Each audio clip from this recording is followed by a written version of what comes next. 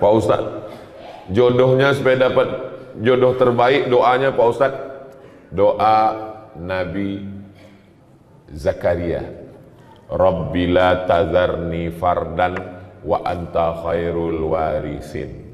Rabbi, ya Tuhanku, la tazarni fardan, jangan biarkan aku sendirian, wa anta khairul warisin, engkau sebaik-baik pemberi waris. Rabbi la tazarni fardan wa anta khairul warisin. Saya tengok yang menghafal yang udah berbini pula. Ini menghafal yang lajang-lajang aja. Hati-hati bu, kalau sampai dibaca bapak ini nanti pas sembahyang. Bu, kalau sembahyang tahajud malam, dengarkan doa bapak itu baik-baik. Jangan main amin-amin aja. Amin, amin. Nanti kejadian baru bingung. Rabbi la tazarni fardan wa anta khairul warisin. Amin gitu. Itu kejadian. Kenapa abang ini? Doa kau dulu gitu.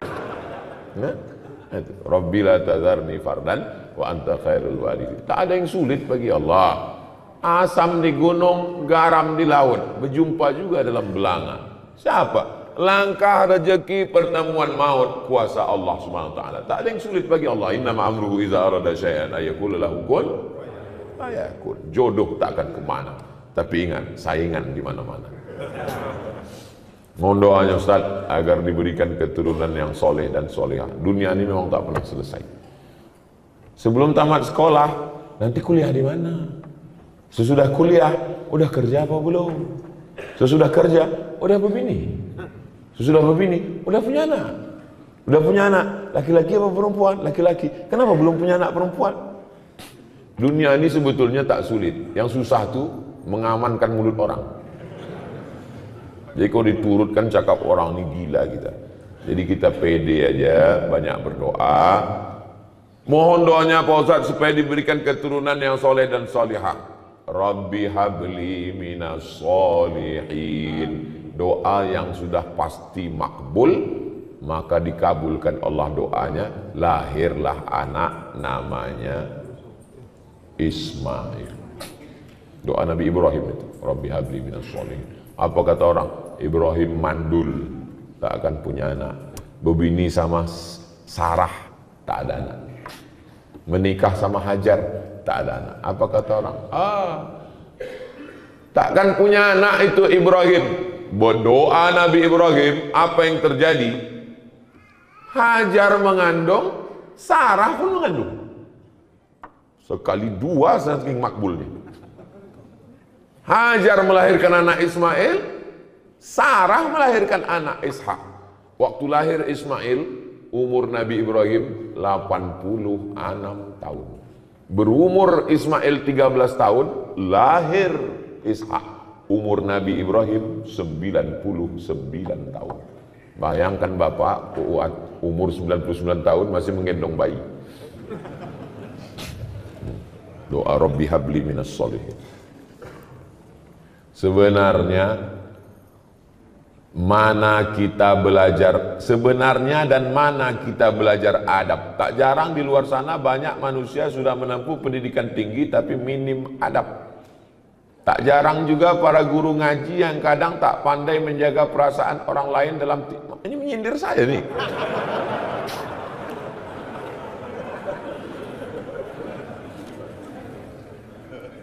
Yang mengajar adab yang pertama kali itu adalah ibu.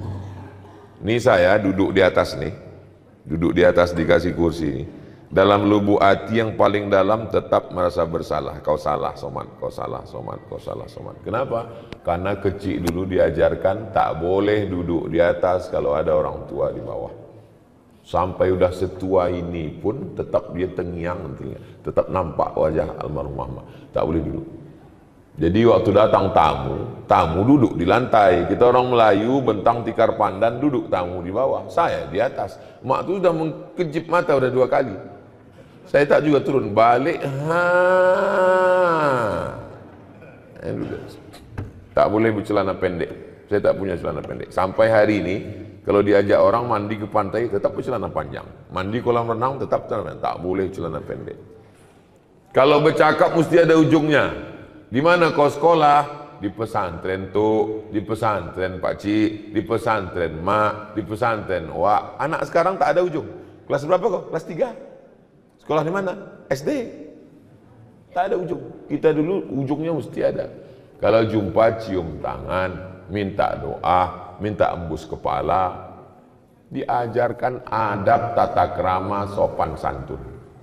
Habis makan piring bawa ke dapur, dicuci, dicium sebelum diletakkan di rak piring. Adab. Makanya Islam ini adalah agama Islam. Islam kata salam. Salam artinya selamat.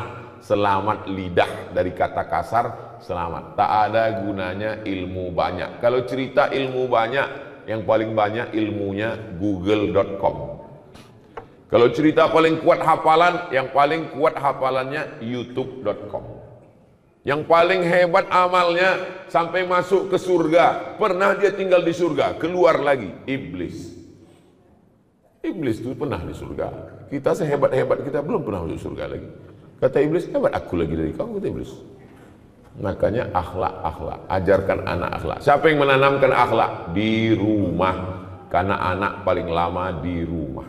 Jadi kalau nampak orang tak berakhlak, itu berarti di rumah orang tua, ayah, ibu tak mengajarkan akhlak. Kalau sudah sholat sunat fajar, sampai di masjid sholat sunat qobliyah subuh lagi Pak Ustadz, namanya sholat sunat fajar. Waktunya dari azan ke iqomat. Sholat sunat fajar itu adalah qobliyah subuh. Di mana dalilnya? Sahih Muslim. Ada satu bab qobliyah subuh, sholat sunat fajar. Pahalanya khairum minad dunya wa ma fiha, lebih baik daripada dunia dan seisinya. Rakaat pertama kuliah, rakaat kedua kulhu. Usolli sunnatal fajri raka'ataini, usolli sunnatas subhi raka'ataini qabliyatan lillahi ta'ala. Salat sunat fajar sama dengan qabliyah subuh, podo, samo, sami mawon. Jadi kalau saya sudah salat sunat fajar di rumah, ke masjid, tahiyatul masjid. Habis tahiyatul masjid dulu, karena sudah qobliyah. Qobliyah itu setelah azan, tak ada qobliyah sebelum azan. Kalau ada orang sholat qobliyah sebelum azan, tidak sah. Maka setelah azan baru qobliyah. Karena qobliyah setelah masuk waktu sholat. Qobliyah subuh, qobliyah zuhur, qobliyah jumat, qobliyah maghrib, qobliyah isya, semuanya setelah azan. Apa beda sholat sunat fajar dengan sholat qobliyah subuh? Sama. Assalamualaikum Pak Ustaz. Waalaikumsalam. Bagaimana hukumnya orang datang ke masjid, sedangkan ada sebagian mengatakan tak boleh, sedangkan kita mau belajar? Mungkin maksud dia bagaimana hukumnya perempuan datang ke masjid. Mungkin itu maksudnya. Perempuan datang ke masjid, perempuan lebih baik sholat dalam pekarangan, lebih baik sholat dalam rumah, lebih baik sholat dalam kamar, lebih baik sholat dalam tempat yang sempit. Ini hadis satu. Hadis yang kedua, la tamna'u ima Allah masajidallah. Jangan larang hamba Allah datang ke masjid. Hadisnya bertolak belakang. Yang satu mengatakan lebih bagus di rumah, yang satu mengatakan jangan larang ke masjid. Datang Imam Nawawi membahas dua hadis yang ikhtilaf ini. Kesimpulannya, kalau keadaan aman, di dalam masjid ada pengajian, tidak menimbulkan fitnah, boleh perempuan ke masjid. Pulau Kundur ini aman atau tak aman? Aman. Ibu tadi kemari ada dicegat tentara Israel? Tak ada. Ada datang Godzilla menangkap dari laut? Tak ada. Aman. Tidak menimbulkan fitnah. Sudah tahu masjid itu sunyi, imamnya cuma sendiri imam. Datang perempuan, tak boleh menimbulkan fitnah. Nah, tapi kalau aman, laki-laki banyak, maka perempuan boleh ke masjid. Apakah istri Nabi ke masjid? Ya. Mana dalilnya? I'takafa Rasulullah sallallahu alaihi wasallam fil ashril awakhir min Ramadan, thumma i'takafa azwajuhu min ba'di. Nabi i'tikaf 10 hari di bulan Ramadan, setelah Nabi meninggal istrinya i'tikaf. Apa pelajaran dari situ? I'tikaf 10 hari 10 malam aja boleh, apalagi yang 10 menit. Yang 10 hari 10 malam aja boleh, apalagi yang 10 menit. Tetap dengan syarat dan ketentuan berlaku. Jangan sampai ke masjid pakai Honda, pakai sepeda motor, pakai celana legging sempit. Banyak atu-atu masuk parit menengok itu. Jangan ke masjid pakai minyak wangi terlampau harum. Masuk dia dari pintu, baunya sampai ke imam. Hilang ayat imam itu satu halaman. Saya merasa banyak kesalahan terhadap suami. Bagus. Saya sudah sering minta maaf. Suami sudah maafkan, tapi saya tetap saja merasa bersalah. Di sini saya tanyakan, apakah yang saya lakukan supaya perasaan saya tenang? Merasa bersalah padahal tak salah, itu kerja setan. Merasa berdosa padahal tak dosa, kerja setan. Merasa beramal padahal belum beramal, itu juga kerja setan. Saya sudah membocorkan SOS, standar operasional setan. Kalau menurut Allah benar, menurut Rasulullah benar, menurut ulama benar, jangan merasa bersalah. Aku sudah minta maaf, aku sudah amanah, menjaga keluarga, menjaga anak-anak, tanya suami. Kau sudah memaafkan saya bang? Aku sudah memaafkan dek, karena aku terpaksa. Maka ibu tidak salah. Ibu sama dengan suami. Al-mu'minun suami. Wal mu'minat istri, ba'duhum awliya'u ba'd. Mereka saling tolong menolong menjaga keluarga. Ya'muruna bil ma'ruf, mengajak anak keluarga berbuat baik. Wa yanhauna 'anil munkar, melarang buat munkar. Kau jangan selingkuh bang, kau jangan dilarikan pelakor, kau jangan buat macam-macam. Ini ku siapkan kain kalau mau pergi, ini baju koko, ini tasbih banyak berzikir, ini sholat jangan sampai tinggal. Kalau bapak dapat istri begitu, disiapkannya kain, baju koko, diingatkannya sembahyang, tinggal di mana, pulang jam berapa, jalan sama siapa, sesungguhnya bapak sudah dikirimkan bidadari surga sebelum bapak mati. Kalau dapat istri model begini, jangan dikubur sebelum meninggal.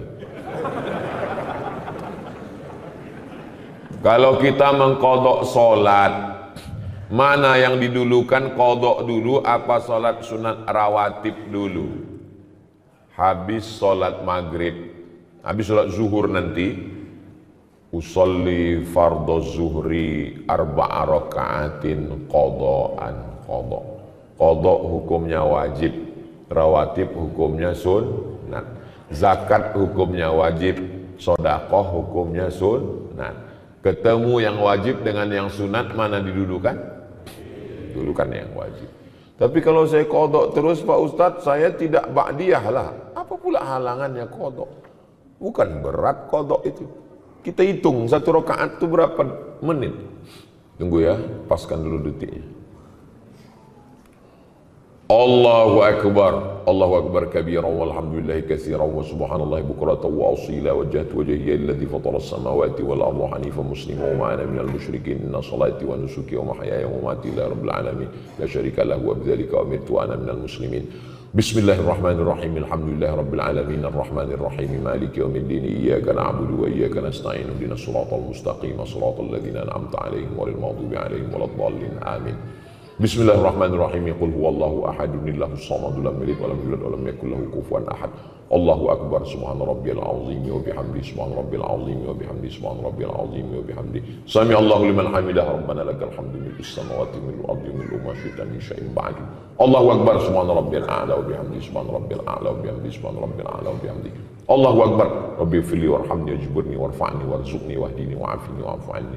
Allahu akbar subhana rabbil a'la wa bihamdihi subhana rabbil a'la wa bihamdihi subhana rabbil a'la wa bihamdihi. Pas 1 menit. 1 menit 1 rakaat. 4 rakaat 4 menit. Tambah ba'diyah 2 rakaat. Cuma 6 menit sholat. Siapa bilang sholat itu berat? Nonton bola 60 menit. Perpanjangan waktu dibohongi pula sama wasit. Kenapa tahan? Scroll 60 menit. Kenapa tahan? Qadha cuma 4 menit tak tahan. Berhasil setan. Apakah godaan cobaan sebelum menikah maupun sesudah menikah? Apakah godaan dan cobaan sebelum menikah maupun mana? Apa pertanyaannya? Apakah godaan dan cobaan sebelum menikah? Sebelum menikah, menengok anak gadis orang. Kalau udah menikah, menengok bini orang. Banyak orang-orang yang berselingkuh waktu ditanya, kenapa kau berselingkuh? Apa jawaban dia? Lebih berselera menengok bini orang daripada bini sendiri. Ini penyakit ini. Ini penyakit psikologis. Itulah kenapa perempuan disuruh menutup wajahnya. Jangan ejek perempuan bercadar. Kenapa? Karena bercadar itu sunnah. Tapi yang tak bercadar pun tidak apa-apa, bukan berarti dosa haram. Karena kalau bercadar wajib, berarti tak bercadar haram. Bercadar, yang mau bercadar silakan. Yang tak mau bercadar, ya tak apa-apa. Tapi jangan bersolek berlebih-lebihan di muka laki orang. Ini banyak orang bersolek ini kan untuk laki orang. Untuk laki dia macam hantu. Apakah godaan setelah menikah? Kalau engkau jumpa perempuan di tepi jalan, engkau tertarik melihat dia, pulanglah ke rumah. Pesan Sayyidina Ali. Kalau kau nampak perempuan di tepi jalan, tertarik melihat dia, pulanglah ke rumah. Karena apa yang ada pada perempuan itu ada juga di rumah. Baiti jannati, surgaku, rumahku adalah surgaku. Bidadari surga yang dikirim Allah Subhanahu wa taala. Faman lam yastati' man istata'a minkumul ba'ata falyatazawwaj. Siapa di antara kalian yang sudah sanggup menikah, menikahlah. Fa innahu aghaddu lil basar, menikah itu menjaga pandangan. Wa ahsanu lil farj, menjaga kemaluan. Faman lam yastati', kalau tak sanggup menikah, fa alaihi bisawm, banyak puasa sunat. Fa innahu lahu wija, karena itu obat. Karena kalau makan, apalagi Pulau Kundur makanannya enak, makan sotong, makan cumi, makan kepiting, makan udang, libido seksual naik. Tapi kalau dia puasa sunat, tak ada bebini, banyak puasa sunat. Cantik pun perempuan itu tak nampak. Bro, ada cewek cantik, tak nampak, udah aku udah mau mati udah. Maka suruh puasa. Ibu-ibu, bapak-bapak, anak yang sudah akil balik, kewajiban kita sebagai orang tua ini 3. Pertama, ayyusammihi biismi khairin, kasih nama yang bagus-bagus. Yang kedua, ayyu'allamahul kitaba idza aqala, ajarkan baca kitab, masukkan sekolah. Yang ketiga, ayyuzawwijahu, nikahkan dengan orang baik-baik. Kau udah sekolah nak, kau mau kunikahkan, ada nampak perempuan yang baik, kalau ada kami pinangkan, kalau tak ada udah kami siapkan.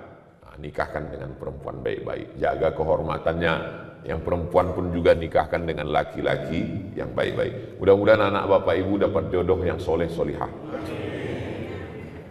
Bagaimana cara kita menghadapi melaluinya Pak Ustaz? Tak usah banyak-banyak teori, berbini. Saya tak usah teori begitu begini, tak usah, berbini. Yang mana jodoh saya Pak Ustaz? Tak usah banyak-banyak berteori. Mau kau, dia mau, jadikan.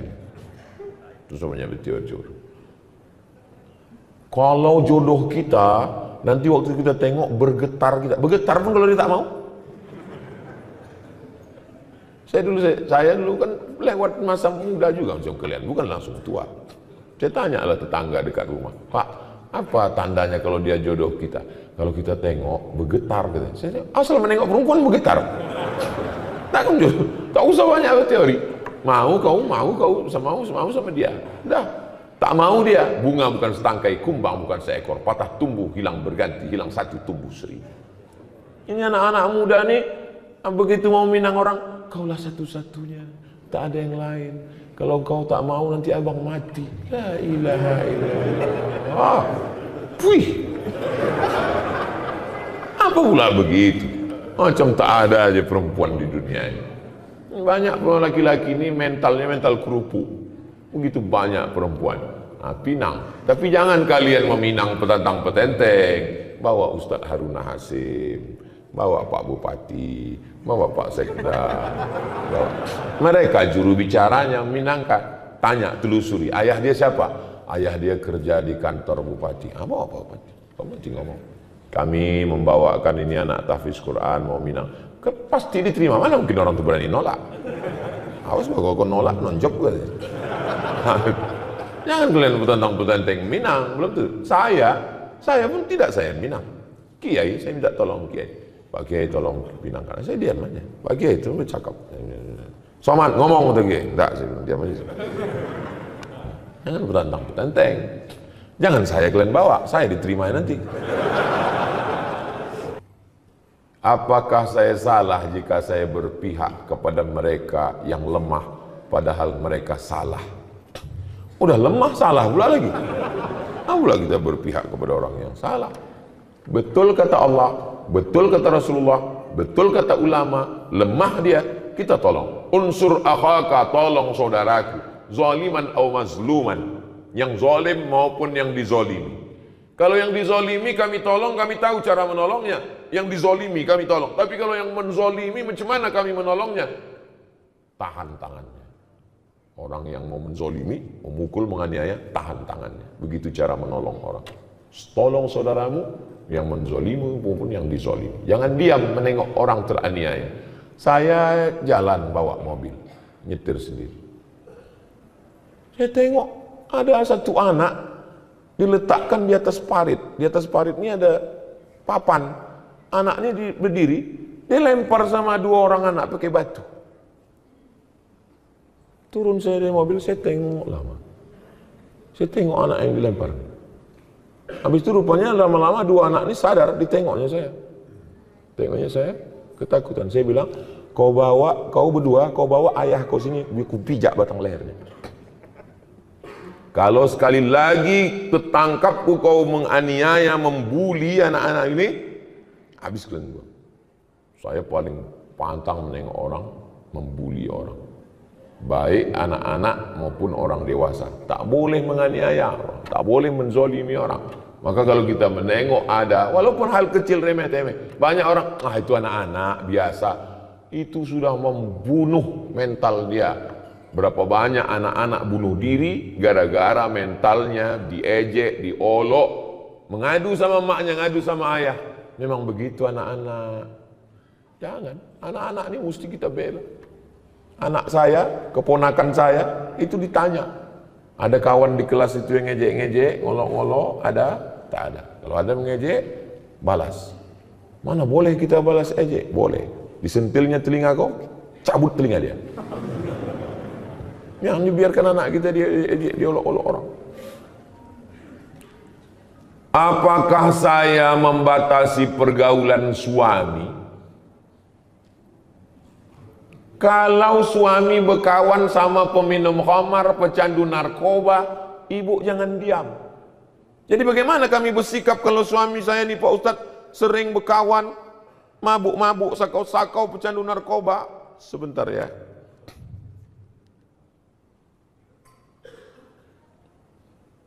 Kalau ada suami ibu berkawan sama pecandu narkoba, catat nomor ini baik-baik. 0813 11 44 2193, nomor BNN, Badan Narkotika Nasional. Sekarang mungkin ibu belum tertarik untuk menulisnya, tapi nanti kalau ingat, cari ceramah saya di Masjid Hijir Ismail di menit yang pokoknya pas di ujung-ujung pas tanya jawab. Hubungi BNN, suruh tangkap. Karena kalau ibu menasehati, janganlah bang pakai narkoba bang. Oh dia amuknya ibu, tangkap dia. Sesudah tangkap, jenguk. Insya Allah, udah menangis darah dia. Biar agak-agak 3 malam. Orang kalau tidak dikasih efek jerah, kalau tidak shock terapi, dia tak akan takut. Nah, mesti begitu. Nanti kalau ada orang yang mengeluh suaminya, suami pecandu narkoba, suami pejudi, suami ini, suami jahat, suami nakal, segala macam. Insya Allah kalau pakai jurus saya ini, gimana suaminya bu? Alhamdulillah Pak Ustadz sudah ditangkap. Tak mampan lagi nasihat zaman sekarang. Bagaimana dengan perempuan yang tidak berjamaah subuhnya, tapi mau melaksanakan sholat sunat isyraq di rumah? Di rumah itu usahakan ada namanya musolla al-bait. Musolla al-bait dalilnya Nabi datang bertamu ke rumah sahabat. Setelah makan Nabi bertanya, aina turidu an usolli? Di mana kamu mau saya sholat di rumahmu? Kata sahabat, sholat di sini ya Rasulullah. Nabi pun sholat. Tempat sujud Nabi di rumah itu dijadikan musola al-bait. Itulah dalil sunnah membuat satu sudut rumah musola. Tapi rumah kami tak besar Pak Ustadz, bukan rumah orang kaya, tak ada musola khusus, tak perlu. Buat aja satu sudut yang biasa, sholat di situ, sholat duha di situ, tahajud di situ, letakkan sajadah di situ. Maka menurut mazhab Hanafi, musola al-bait, perempuan boleh iktikaf di situ. Laki-laki tak boleh. Laki-laki mesti di masjid. Perempuan yang berat, ada anak kecil, kesulitan, kesusahan, dia boleh iktikaf di situ dan dia boleh sholat sunat isyraq. Ya bagi yang berat. Karena sholat sunat isyraq mesti di masjid. Nah, maka dia sholat di situ. Habis itu dia berzikir baca Quran sampai masuk waktu jam 6.11. Habis itu baru dia selanjutnya ada aktivitas-aktivitas. Hilang pula pertanyaan yang tadi yang kertas itu ada. Saat ini saya sedang dilema, sudah lama menantikan momen pencerahan dari Ustadz. Saya merupakan salah satu anggota dari Ormas Islam. Suatu ketika terdengar kabar tak sedap bahwa atasan kami melakukan sebuah tindakan kemungkaran, memakai uang umat untuk hal pribadi, tapi adanya musyawarah. Sampai suatu hari kami beberapa anggota yang dapat dipercaya melakukan interogasi. Akhirnya memang terkuak bahwa dia menggunakan uang untuk keperluan pribadi tanpa ada campur tangan dari pihak bahkan keluarganya tak tahu menahu. Saat itu pula secara tak langsung kami bilang kepada dia agar seharusnya uang itu diganti, namun dia malah berdalil ini seakan-akan enggan untuk mengganti. Alasan lain kenapa kami enggan untuk melaporkan ini kepada pihak adalah alasan keluarganya takut menanggung malu akibat dari perbuatannya, juga untuk menjaga citra baik agama Islam. Mulai saat ini saya secara pribadi sudah benci dengan dia. Saya sudah berusaha dengan hati maupun perkataan, bahkan sampai saat ini ketika melihat hati ini terberi geram, tak mau datang. Ditambah lagi sampai saat ini masih berlanjut isu dia kerap melakukan kecurangan. Seperti yang Ustadz sampaikan, kita begitu membara berapi-api, kita yang mencari kelakuan bejat Zionis Israel berada di Palestina. Tapi ketika melihat kemungkaran di depan mata kita diam. Laporkan ke polisi. Kalau mau ganti, kalau takut melaporkan Fir'aun ini ke polisi, ganti duit yang hilang itu. Karena itu duit umat. Duit masjid, duit ormas, itu duit umat.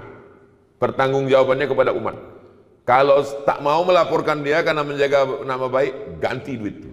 Tapi kalau tak sanggup mengganti, lapor ke polisi.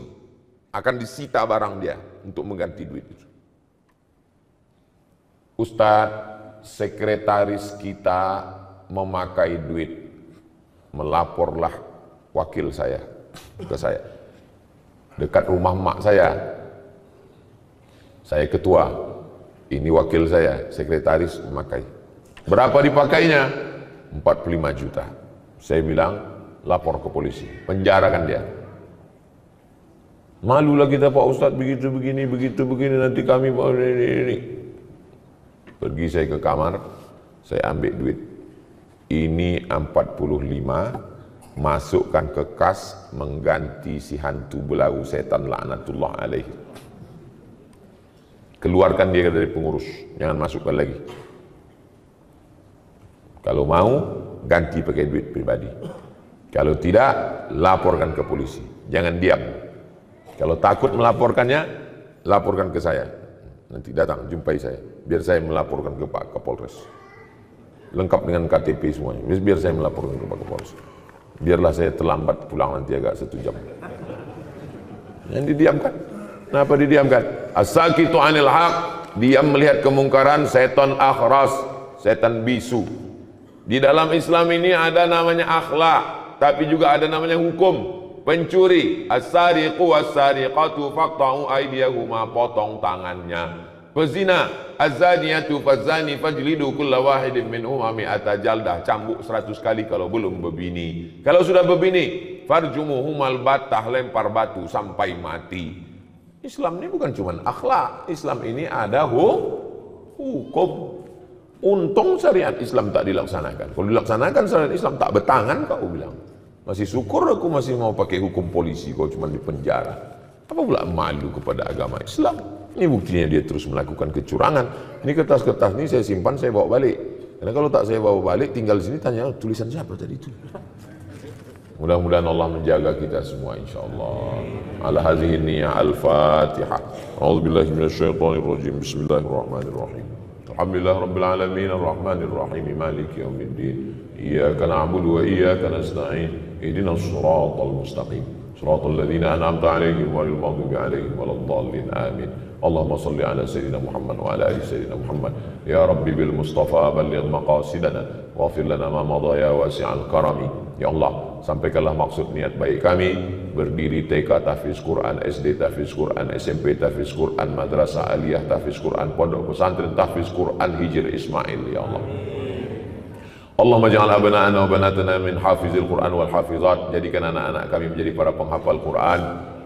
Minal ulama'il amilin, para alim ulama yang mengamalkan ilmunya sehingga mengalir amal jariahnya untuk kami nanti. Ya Allah, Allahumma ja'alna min mu'ammiri masajidik. Jadikan kami orang yang memakmurkan masjidmu dengan salat berjamaah. Allahumma ja'al hadzal balada baladan aminan.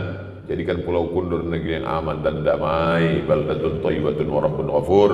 Rabbana fir lana dzunubana, ampunkan dosa kami, wali abaina, ayah kami, wali ummahatina, ibu kami, wali azwajina, pasangan hidup kami, wali man hadarana, semua yang hadir di majelis ini, wali man syarakana, saudara-saudara kami yang mengikuti melalui streaming kajian, berikan kami semuanya kebaikan dunia akhirat.